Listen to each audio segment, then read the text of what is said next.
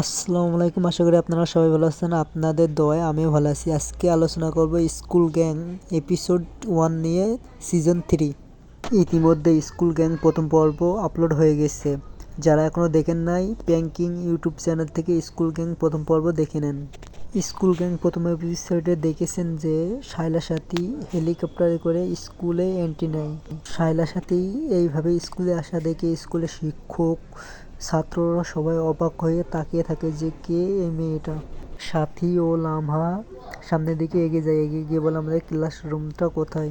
তখন ক্লাসের শিক্ষক বলে যে স্কুল টেস্ট বাদে ক্লাসে ঢোকা যাবে না। তখন সাথীকে চলে যেতে বলে। সাথী, যে বড়লোক বাবার যে জেদি মেয়ে, সে যেতে চায় না। সে বলে, আমি আজ স্কুলে যখন এসেছি ক্লাস করেই যাব।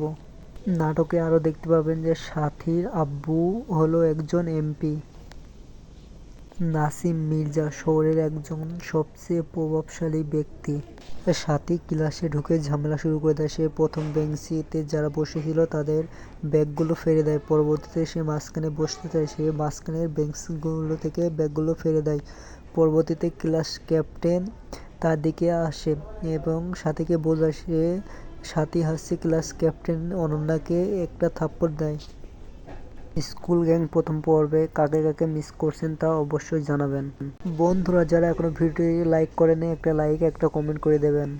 বন্ধুরা যারা এখনো আমাদের চ্যানেলটি সাবস্ক্রাইব করেনি, সাবস্ক্রাইব করে পাশে থাকা বেল আইকনটা অন করে দেবেন। বন্ধুরা আজকের ভিডিওটি এই পর্যন্ত, দেখা হচ্ছে নতুন কোনো ভিডিওতে। আল্লাহ হাফেজ।